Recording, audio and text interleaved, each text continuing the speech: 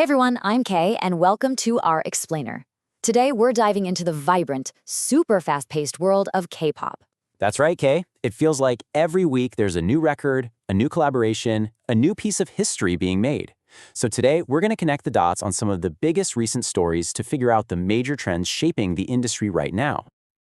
Okay, Jay, let's kick it off with the big question on everyone's mind. What exactly is happening in the world of K-pop right now? That's a great question because there isn't just one answer. It's this wild mix of individual artist power, global collaborations, and massive industry recognition. Why don't we start with the power of the fans?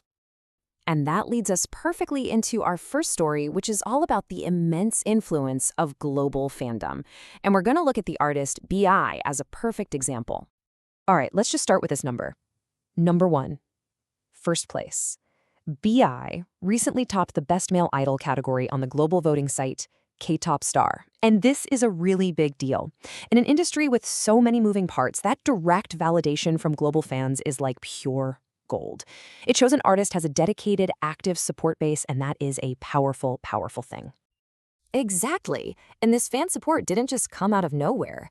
B.I. has been incredibly busy. He dropped his third full album in June, wrapped up a successful Asia tour, and even had a major collaboration with Cards BM. And he wasn't just featured, he co-wrote and co-composed the track. And that's the key, right? He's consistently putting out quality music and projects, which gives the fandom a reason to be so passionate.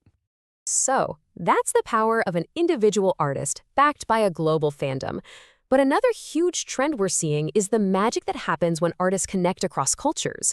Let's talk about Enoch and Messiah. This story is so cool. You have Enoch, a Korean influencer, and Messiah, a Japanese influencer, who teamed up on a show called the Hanyul Top 10 Show. The whole point of the program is to foster exactly this kind of musical exchange between Korea and Japan. And they are absolutely crushing it.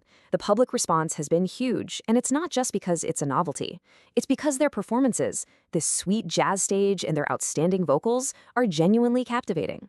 It's a brilliant example of how music can just dissolve cultural boundaries.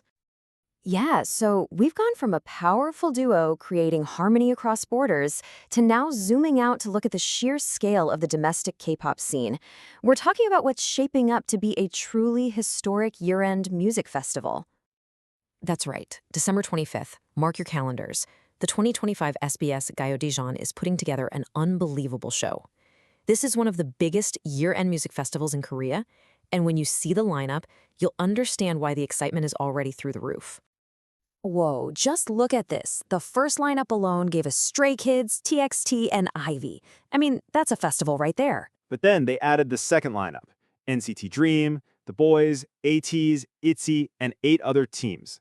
It's no exaggeration when the media calls this a historic lineup. The amount of star power on one stage is just going to be unreal. So the domestic stage is as strong as it's ever been. But what about the absolute pinnacle of the global music scene? Jay, let's talk about the Grammy Awards. This is such a huge moment. BLACKPINK's Rosé has been nominated in 3 major categories. We're not just talking about a genre-specific award here. 2 of these, Song of the Year and Record of the Year, are part of the Big Four, the most prestigious awards of the night. This is a massive statement. Absolutely. And this nomination is built on undeniable commercial success. Her song Apartment stayed on the Billboard Hot 100 chart for an incredible 45 weeks. That kind of sustained popularity in the US market is exactly the kind of achievement the Recording Academy pays attention to. And this right here is maybe the most important takeaway. The US media is analyzing this as a critical shift. This quote says it all. K-pop is starting to be evaluated for its artistic value, moving beyond just being a fandom-centric phenomenon. This isn't just a win for Rosé. It could be a turning point for the perception of the entire genre worldwide. You know, Jay, when you put all these pieces together, from the power of individual fandoms all the way to global critical acclaim, a really clear picture starts to form. K-pop isn't just a single phenomenon. It's like a whole universe that's constantly expanding and evolving in exciting new directions. That's a perfect summary. You have individual artists like B.I. being elevated by their fans. You have new harmonies being created across borders. The domestic scene is showing off this incredible concentration of talent. And finally, you have artists like Rosé earning that top-tier critical, artistic recognition. It's an expansion on all fronts. So that leaves us with one final question for you. We've seen the power of the individual, the strength of groups, and the rise of the entire genre. So what do you think is K-pop's next evolution? Whatever it is, judging by what we've seen today, it's going to be exciting to watch. Thanks for joining us for this explainer.